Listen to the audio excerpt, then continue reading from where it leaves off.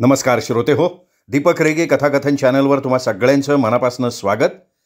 श्रोते हो, तुम्ही ऐकताय सौ स्मिता कवडे यांची बुरगुंडा होईल तुला ही कादंबरी आणि आज भाग 4. सासरी तर वेगळीच तऱ्हा चालली होती. सासू रोज उठून लेकरू होत नाही म्हणून भांडण काढू लागली होती. दारात कोणाचं लहान लेकरू बघितलं की सासूचं डोकंच उठायचं. मग माझ्यावर आणि रामावर तोफ डागली जायची. सासू कितीही बोलली तरी मन मोठं करून मी सगळं विसरून जायचे. एक एक दिवस पाठीमागे टाकत मी चाललेली होते. रोज रामा कामावरनं आला की त्याच्याजवळ मी मन उघडायचे. रामा आपलं दिवसभर काम करून कंटाळून यायचा आणि माझं गाऱ्हाणं ऐकून मला समजावत बसायचा. रोजच या घरातल्या कटकटी बघून एक दिवशी रामा अर्धी सुट्टी काढून घरी आला आणि आईला अजून बाजारातून आलेली नाही हे बघून मला आवरायला सांगितलं. मला घेऊन रामा खूप दिवसांनी बाहेर पडला होता. वनिताला घरी सांगून ठेवलं होतं. रामानं जरा मन पालटण्यासाठी मला बागेत आणलं. बागेत रिकाम्या हवेत खूप छान वाटत होतं.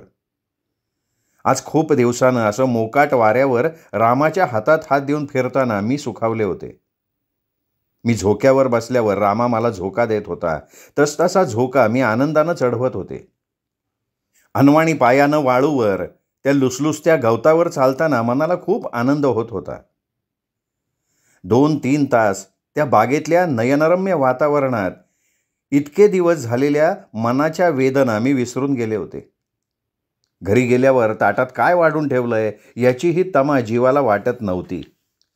मी पूर्णपणे त्या वातावरणात स्वतःला हरवून गेले होते.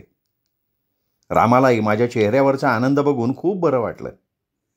त्या बिचाऱ्याची भलतीच कोंडी होत होती. एकीकडे आई आणि दुसरीकडे मी. त्यामुळे त्याला बोलता काही येत नव्हतं. आज त्याला सुद्धा माझ्याबरोबर मोकळा श्वास घेताना खूप छान वाटत होतं.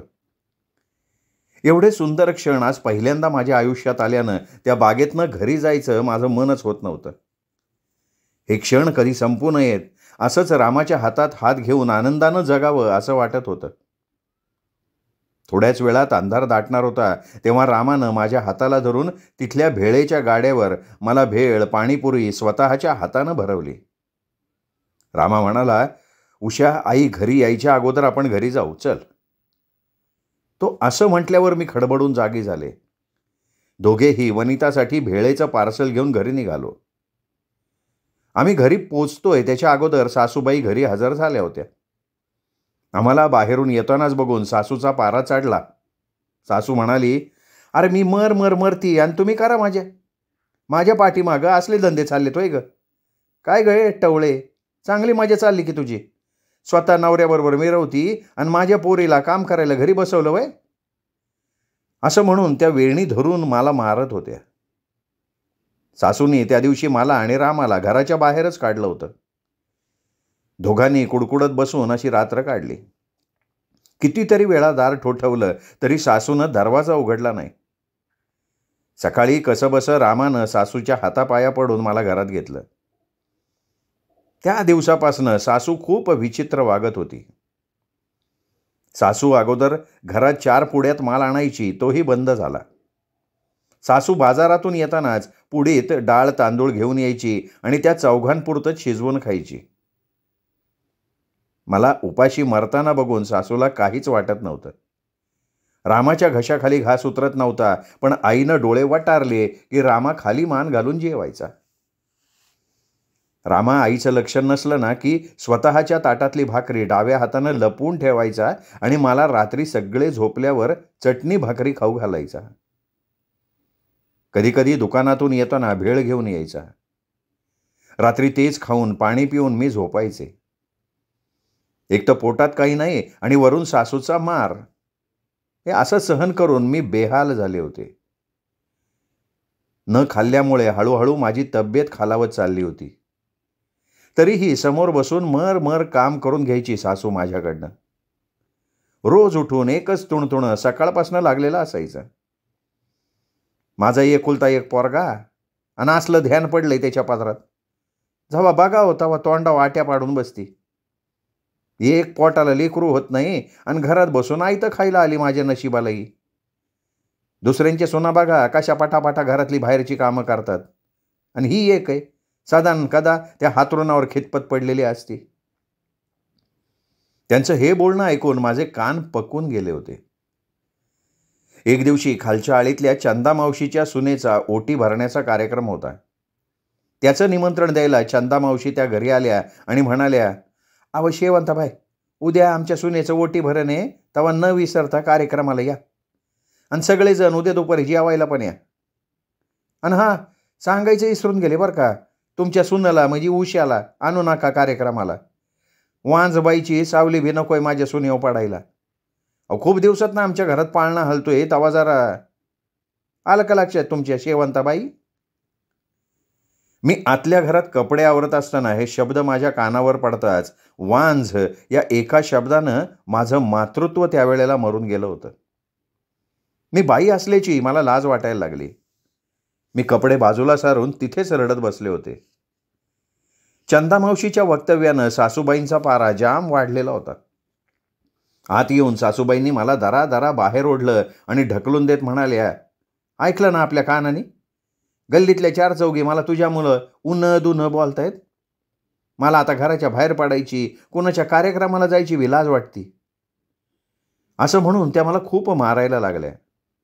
मी म्हणाले, अहो सासूबाई, यात माझी काय चूक? तू माझ्याशी वाद घालती का? असं म्हणून सासूनं चुलीतलं जळकं लाकूड घेऊन मला मारायला सुरुवात केली.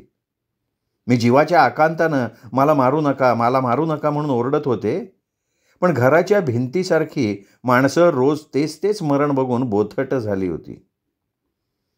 शेवटी माझी कीव येत वनितानी सासूला थांबवलं आणि म्हणाली, अगं आई, तू काय जीव घेते का वहिनीचा? सोड बरं तिला. चेहऱ्यावरनं क्रोध सांडत धुसपुसत सासूनं मला सोडलं. सगळी पाठ होरपळून गेली होती. नाक तोंड सुजेपर्यंत मी त्या दिवशी मार खाल्ला होता. आधीच त्या चंदा मावशीनं माझ्या स्त्रीत्वाच्या वर्मावर वांझ या शब्दाने एवढा घाव घातला होता की बधीर झालेल्या या मनाला आणखीन काय वेदना होणार. या आर्त वेदना मी सहन तरी कुठवर करणार. आज या एका वांझ शब्दानं आयुष्यात काहीही अर्थ नसल्यासारखं वाटत होतं. पण हे दुःख सांगायचं तरी कोणाला? एक जीवाभावाचा बाप होता, पण तो माझ्याच कर्जाच्या ओझ्याखाली दबलेला होता. मलाही खूप मनापासून वाटायचं की आपल्याही या जीवनात एक सुंदरसं गोंडस बाळ जन्माला यावं. त्याच्या येण्यानं सारं घर अंगण फुलून जावं. आई हे दे, आई ते दे, आई आई असं करत त्यांनी माझ्या भोवती पिंगा घालावा. त्याचे हट्ट पुरवता माझा सगळा शीण निघून जावा. त्याचे बोबडे बोल ऐकून कान तृप्त व्हावेत. त्याला छातीशी घट्ट धरता क्षणी पान्हा फुटून दुधाच्या 32 धारा लागाव्यात. त्याला जवळ घेऊन कुशीत झोपवताना माझा पदर यशोदेचा व्हावा. पण हे सगळं स्वप्नात बघून मी मनानं म्हातारी होत चालले होते. हातातून वाळू गळून पडावी तशी आयुष्यातली एक संध्या उजाडत होती. पण आज वांझ हा शब्द ऐकून खोलवर न भरणारी जखमच झाली होती. सासूचा वाढलेला त्रास बघता आणि यातलं काही बापाला माहीत झालं तर त्याच्या जीवाला किती वेदना होतील. म्हणून रोज मरण्यापेक्षा एकदाच सगळ्यांचा त्रास कमी करावा म्हणून मी एक दिवशी पळत नदीत उडी मारायला गेल्यावर मागून पळत येऊन रामानं मला ओढला आणि म्हणाला, उषा, हे बघ, असला येडेपणा करायचा नाही. अगं, मला तुझ्याशिवाय जगात दुसरं कोण आहे? माझं तुझ्यावर लय प्रेम आहे, पण आई पुढं माझं काही चालत नाही. आपण असं करू, उद्याच तालुक्याच्या दवाखान्यात जाऊन तुला दाखवून येऊ. मी मालकाला विचारून 200-400 रुपयाची उचल करतो, काहीतरी पैशाची तजवीज करतो. आपण आईला न सांगता दवाखान्यात काही विलाज होतोय का ते बघू. अगं येडे, मरण हा काही याच्यावरचा उपाय नाही. डॉक्टर काय म्हणतात ते बघू आपण. त्याच्या धीराच्या, प्रेमाच्या आणि विचारी बोलण्यानं माझ्या जीवात जीव आला आणि आनंदानं मी रामाला मिठीच मारली. रामा मला घेऊन घरी आला. 2 घास आईच्या नकळत खाऊ घातले. पाठीला होरपळलं होतं, त्याला मलम लावला. आमच्या दोघांचं दवाखान्यात जाऊ म्हणणं सासूनं चोरून ऐकलं आणि दुसऱ्या दिवशी रामा कामावर जायच्या आधी मालकाला बजावून सांगितलं, रामाचा पगार महिना भरला का माझ्या हातात द्यायचा, त्यानं मागितलं तरी बी त्याला उचल नाही द्यायची. त्यांनी असं म्हटल्यावर वाणी हो म्हणाला आणि मग घरी येऊन आईने तमाशा सुरू केला. रामा, खलबत शिजवतोय तू बायको बरोबर, कुठं दवाखान्यात निघाला वाटतं आज? रामा म्हणाला, हा आई, एकदा उशाला दाखवून आणावं म्हणतोय. तर त्या म्हणाल्या, अरे या वांज म्हशीला काही रेडको होणार आहे, लग्नाला 4 वर्ष झाली तरी ती फळली नाही, उगा दवाखान्यात बिनकामाचा खर्च करणार होय. सासूबाई रामाला म्हणाल्या, वांज म्हशीला रेडको होणार आहे का? तिच्यावर पैसे खर्चायला आपल्या वाडवडिलांची काही जहागिरी नाही. गप गुमान त्यांनी आपल्या गळ्यात ही वांज म्हैस बांधली तेव्हा तेच बघतील पुढं काय करायचंय ते. हे शब्द ऐकून रामा काहीही प्रतिउत्तर न देता गुपचूप तोंड बारीक करून कामावर निघून गेला. सासऱ्यांना कळाल्यावर सासरे सासूबाईला म्हणाले, अगं शेवंते, पोरं जात्यात तर जाऊ देत की तालुक्याला दवाखान्यात. अगं काय आहे ते तरी कळन, रोज रोज तुझ्या तोंडाचा पाट्टा तरी बंद होईन की. असं सासरे म्हटल्यावर सासू म्हणाली, तुम्ही या सगळ्या गोष्टीत पडाल तर याद राखा, लेकरू व्हायचं असतं तर कावच झालं असतं. उगाच हिच्यावर पैसे घालवायला घरात सोन्याच्या उतरंडी जणू कमवून ठेवलेत. हां, चला वा बाजूला. असं म्हणून सासूबाईने सासऱ्याला बाजूला सारलं. मग मात्र सासरे सासूच्या अंगावर जाऊन म्हणाले, अगं त्या दुसऱ्याच्या लेकराला किती मारलंय लेकरू होत नाही म्हणून, आणि आता तू तिला दवाखान्यात बी जाऊ देत नाही, काय म्हणायचं काय तुला? हे बघा, तुम्हाला राहायचं असेल तर गुमान राहायचं, नाही तर आपली बी वळकटी उचलायची. ही वांज म्हैस बांधली तिच्या आईबापानं आपल्या गळ्यात, तिचा काय उपयोग ना फिपेक. लय तिचा कड घ्यावा असं वाटत असेल तर घेऊन जावा तिला बी तुमच्याबरोबर, मी आपलं लावेन लग्न रामाचं दुसरं. सासू सासऱ्यांच्या या भांडणात माझ्या जीवाचा कोणीही विचार करत नव्हतं. अगं आवर स्वतःला, तू काय बोलती याचं भान आहे का तुला? सासरे बोवा म्हणाले त्यावर सासू तावातावानं म्हणाली, उद्याच तिच्या बापाला सांगावं धाडते आणि आपली लेक घेऊन जा म्हणते काय आमची. आत्तापर्यंत मी सगळं बापाच्या संस्कारामुळे सहन करत होते, पण आता हे सगळं बापाच्या कानावर घालणार आणि मला कायमचं माहेरी पाठवणार ही कल्पनाच मला सहन होत नव्हती. भले मला कितीही त्रास झाला तरी चालेल, पण मला माहेरी बापाच्या जीवाचा घोर आणखीन वाढवायचा नव्हता. त्यात मला लेकरू होत नाही हे आईला आणि बापाला कळलं तर माझ्यासाठी हे ऐकल्यावर बापाचा जीवच जायचा. त्यामुळे उठवत नसतानाही मी धडपडत उठले आणि सासूबाईंचे पाय पकडले, कळवळून त्यांना म्हणाले, सासूबाई तुम्ही मला हाना, मला मारा, पण मला माहेरी पाठवू नका. माझा जीव घ्या पाहिजेल तर, पण मला तुमच्यापासून दूर लोटू नका. तुम्ही जे जे सांगान ते ते मी करीन, एका कोपऱ्यात पडून राहीन, पण मला नाही जायचं माहेरी. माझ्या बापाला हे सगळं सांगू नका सासूबाई, मी मोलमजुरी करीन, आपण दवाखाना करू, पण असं नका वागू. माझा बाप लग्नाचं कर्ज फेडता फेडता फार बेजार झालाय, त्यामुळे त्याला हे सगळं सांगू नका. असं म्हणत मी त्यांची पुन्हा पुन्हा विनवणी करत होते, पण सासूबाईंचा पारा आज जरा जास्तच चढलेला होता. त्यांनी मला पायानं तसं ढकलून लावलं आणि माझ्या माहेरी सुतारवाडीला निरोप पाठवला. सासूचा चुलत भाऊ सुतारवाडीला कामानिमित्त चालला होता, त्याच्याकडे आत्ताच्या आत्ता कुणब्या मान्याला बोलावलंय म्हणून सांग असा निरोप पाठवल्यावर माझ्या काळजाला कोणीतरी डागण्या दिल्यासारखं वाटत होतं.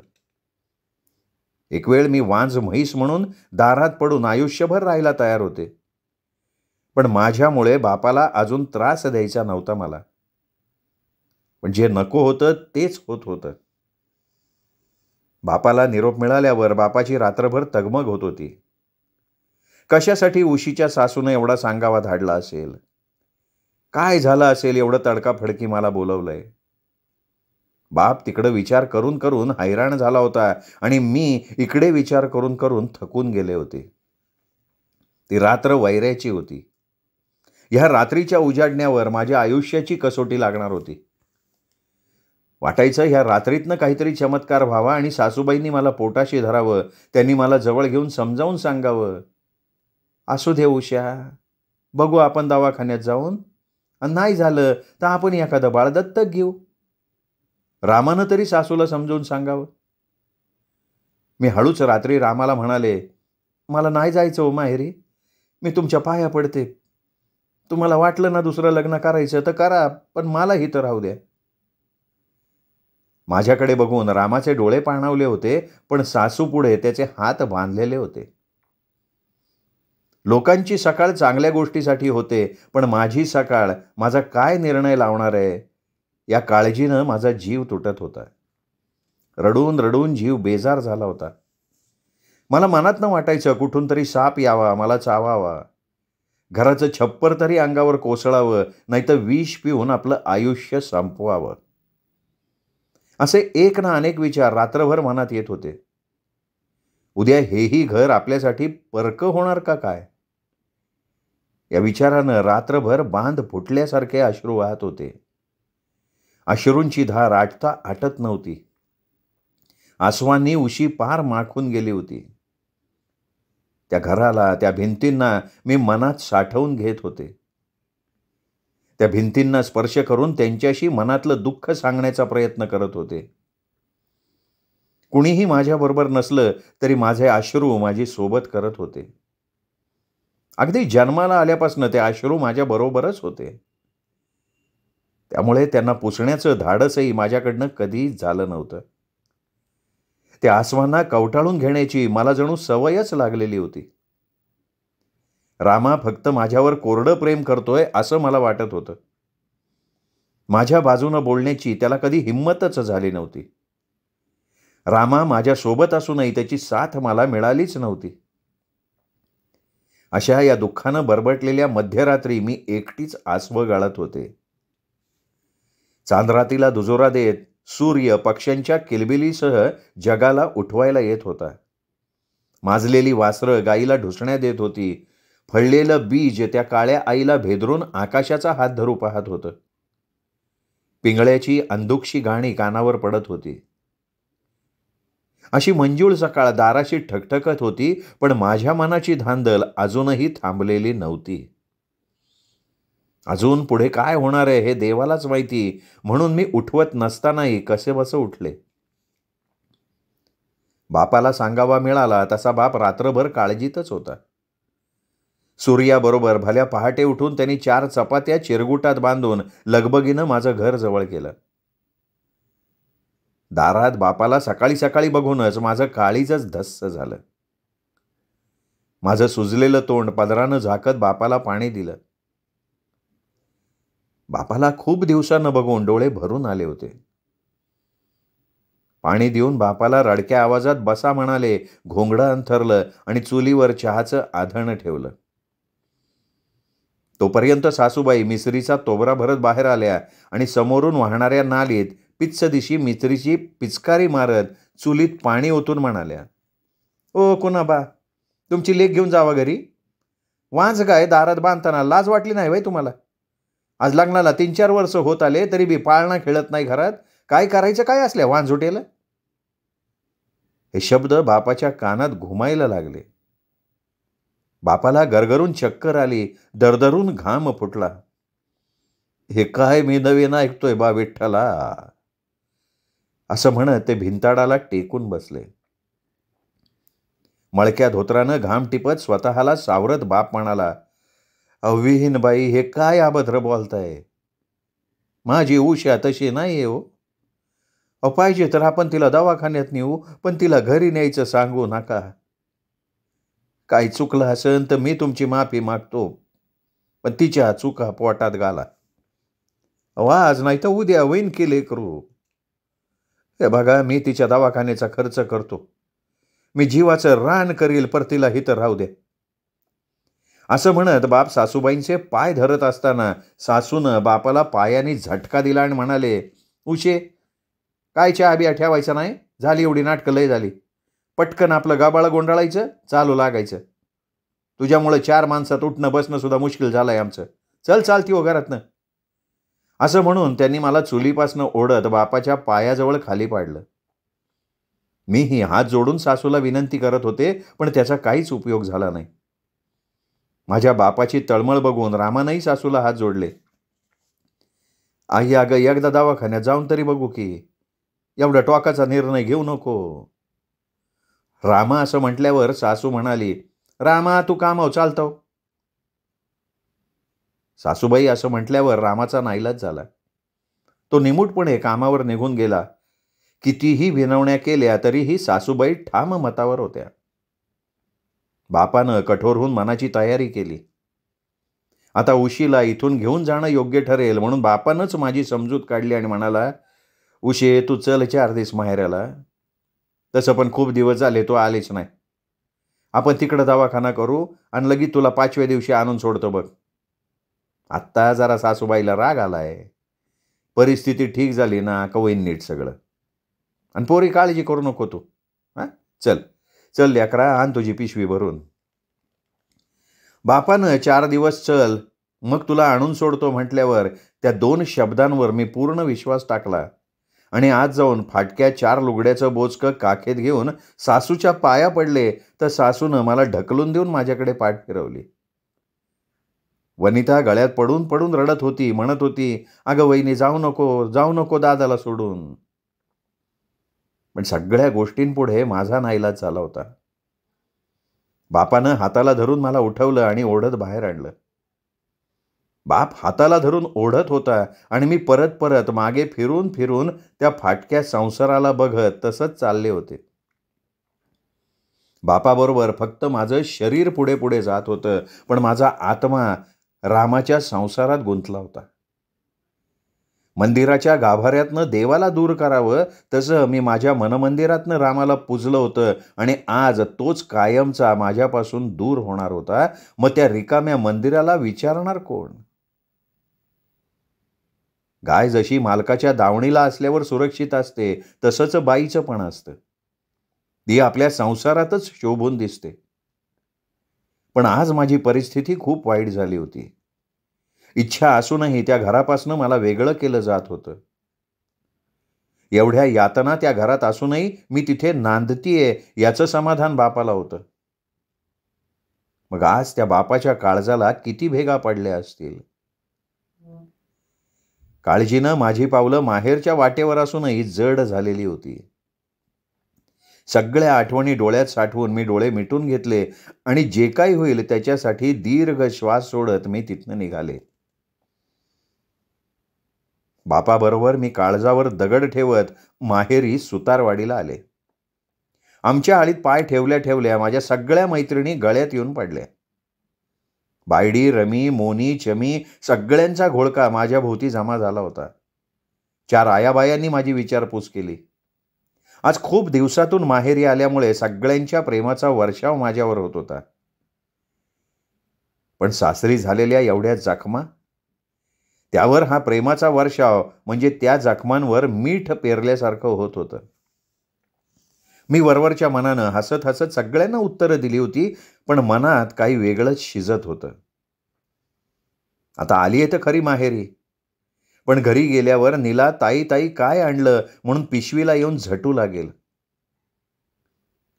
माझी 2 गुणी भावंड येऊन मला भेटली, पण मला त्यांच्यासाठी काहीही आणता आलेलं नव्हतं. 4 चपात्या सोडा, पण साधा एक बिस्किटचा पुडा सुद्धा पदरात मला नेता आला नव्हता. कसलं हे नशीब म्हणायचं. माहेरी वनवास तर सासरी सासुरवास. काही नाही आणलं बाळ्या मी तुझ्यासाठी, मी परत येताना आणेन असं म्हणत मी त्याला बगल देत पुढे गेले. तेवढ्यात आज खूप दिवसांनी आल्यामुळं आई भाकरीचा तुकडा पाणी ओवाळून टाकायला बाहेर आली. आईने माझ्यावरनं तुकडा पाणी ओवाळून टाकला तसं मला भरून आलं आणि आईच्या कुशीत जाऊन मी ओक्साबोक्षी रडायलाच लागले. आज आईने पहिल्यांदा माझ्या पाठीवरनं हात फिरवल्यामुळे मी धन्य झाले होते आणि त्यामुळे डोंगरा एवढं दुःख सुद्धा आईच्या पदराखाली गेल्यामुळे जवा एवढं झालं होतं. आईने मला जवळ घेतल्यामुळे बापाचाही जीव मोठा झाला होता. एवढे दिवस ज्या सुखाला मी मुकले होते ते सुख मला मिळाल्याचा आनंद होता. पण जर आपण कायमचं माहेरी आलोय हे आईला कळलं तर काय होईल, या विचाराने मी पूर्ण भांबावून गेले होते. पण सध्या तरी मला आईच्या प्रेमाची गरज होती. कोणतीही मुलगी माहेरी जायचं म्हटल्यावर आनंदी असते, पण मला माहेरी यायचं म्हटल्यावर किती दुःखाच्या डागण्या दिल्यासारख्या होत होत्या. आईने घरात गेल्या गेल्या चहा केला. संध्याकाळी चांगला स्वयंपाक करून मला गोडधोड खायला घातलं. माझं कोड कौतुक ती करत होती. खूप दिवसानं गेल्यामुळे माझे लाड चालले होते. पण ते चांगलं चुंगलं जेवणही माझ्या घशाखाली उतरत नव्हतं. ते गोडधोड पदार्थ मला कडू लागत होते. 4चे 8 दिवस झाले, 8चे 12 झाले, मग महिना झाला. तरीही मला कोणी सासरचं न्यायला येत नाहीये म्हटल्यावर आईला वेगळीच शंका येऊ लागली. आईने बापाला विचारलं, "हो, उशीला किती दिवस ठेवून घ्यायचं? तिला सासरी नाही का पाठवायचं?" आई असं म्हटल्यावर बापानं सगळी हकीकत सांगितली. तशी आई खाली बसली आणि डोक्यावर मारून घ्यायला लागली. कसली फुटक्या नशिबाची ही उशी. सासरच्या लोकांनी बी तिला हिथं आणून सोडलं. द्यावा आता काय करावं आम्ही? अजून पदरात एक पोरगी उजवायची तर वर दुसरं काय मांडून ठेवलं र पुढं. असं म्हणून ती ओरडायला लागल्यावर बापानं तिला गप्प बस म्हणून रागवत तिला कसं बस गप्प बसवलं. दुष्काळात 13वा महिना यावा तशी आली बरी माझ्या जीवाला घोर लावण्यासाठी. माझ्या पोटाला आली काय? आता ही माझा जीव घेतल्याशिवाय ग बसणार नाही. अहो मला यंदा नीलीला उजवायचं पडलं होतं तवर ही आली होय दारात. थांबा आता उद्या अशीच तिला सासरला सोडून येते. असं म्हटल्यावर बापानं आईकडनं वचन घेतलं. सांग तू मला वचन दे, उशीला सासरच्या मर्जीशिवाय पाठवणार नाही. नाहीतर तू जर काय असं वागली ना तर मी बी जाईल घर सोडून. अशी धमकी बापानं दिल्यामुळे आईच्या रागाचा पारा थोडा खाली आला. जरा शांत झाली ती. तरीही आईचे आपले पहिले पाडे 55 चालू झालं होतं. उठता बसता आई मला उणं दुणं बोलत होती. मला काम करूनही वेळेवर जेवायला देत नव्हती. बाप मला तालुक्याच्या चांगल्या दवाखान्यात नेण्यासाठी पैशांची जुळवाजुळव करत होता. रोज सावकाराच्या दारात मित्रापुढे पैशाची भीक मागत होता, पण काहीही तजवीज होत नव्हती. बापाची माझ्यासाठी चाललेली तगमग बघून जीव भरून येत होता. बघता बघता महिना उलटून गेला होता. माझे डोळे रामाच्या वाटेकडे लागले होते. त्या रामानं लग्नात देवा ब्राह्मणांच्या साक्षीनं माझ्याबरोबर सुखदुःखात राहण्याच्या शपथा घेतल्या होत्या. त्याच रामानं आज महिना उलटून गेला तरी माझ्यासाठी उशे तू कशी आहेस असं म्हणून बोर्डभर चिठ्ठी सुद्धा पाठवली नव्हती. मी आमच्या आळीत पत्र द्यायला येणाऱ्या गणपत काकाची सायकल रोज अडवून त्यांना विचारायचे की काका नेमतवाडीवरून काही चिठ्ठी आली आहे का माझ्यासाठी रामाची. रोज सायकलची घंटी ट्रिंग ट्रिंग वाजली की न चुकता त्यांना विचारायचे आणि ते रोज उषा राणी तुझ्यासाठी चिठ्ठी आली की मी तुला नक्की घरी आणून देतो, काळजी करू नकोस पोरी असं म्हणून माझ्या पाठीवरनं हात फिरवायचे, मला समजावून सांगायचे. त्यांनी मला समजावलं की मी बारीक तोंड करून निराश मनानं घरी परतायचे. माझ्याकडे बघून त्या गणपत काकांचे डोळे भरून यायचे आणि ते सुद्धा नाराज होऊन निघून जायचे. परत परत तुझी चिठ्ठी आलेली नाही उषा हे सांगणंही त्यांना जड झालं. त्यामुळे ते आमच्या आळीतून जाण्याच्या ऐवजी मागच्या आळीतनं मला चुकवून जायला लागले. माझी सहज नजर त्या गणपत काकांकडे गेली की खाली नजर घालून म्हणायचे, पोरी आली नाही बघ ग तुझी चिठ्ठी. त्यांचा हा सूर काळजाला खोल जखम करून जात होता. रामा किती हळवा होता, पण आज माझ्यासाठी एवढा कठोर झाला की माझी विचारपूस सुद्धा त्याला करावीशी नाही वाटली. याच गोष्टीचा विचार करून करूनच माझ्या जीवाला घोर लागला होता. हळूहळू माझंही मन कठोर होत चाललं होतं. बघता बघता 4 महिने झाले होते मला माहेरी येऊन.